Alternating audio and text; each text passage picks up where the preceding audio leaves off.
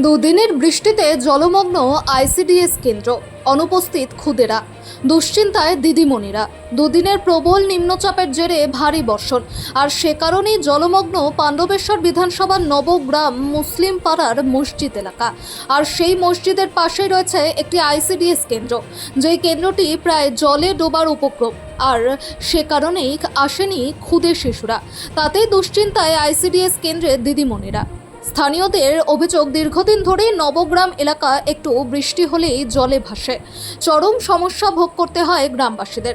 বিশেষ করে নবগ্রামের মুসলিম পাড়া এলাকাটি নিচু স্থানে অবস্থিত বলেই এই এলাকায় জল জমে যাওয়ার প্রবণতা অনেক বেশি।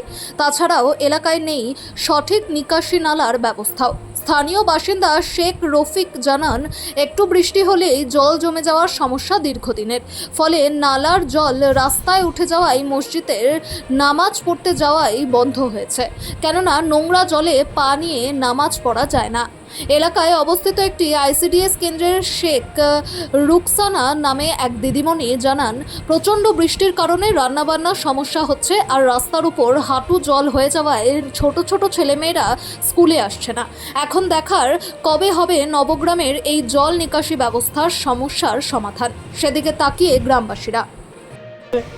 যে এখানে ড্রেন নাই, হ্যাঁ, জল জমে যাচ্ছে, মসজিদ আসা যাওয়া অসুবিধা হচ্ছে, ছেলেরা পড়তে একটা আসা যাওয়া হচ্ছে, হ্যাঁ, বহুত অসুবিধা মানে খুবই অসুবিধা, মানে এই বাচ্চারা স্কুলে আসছে, মানে খুবই অসুবিধা। খুবই অসুবিধা।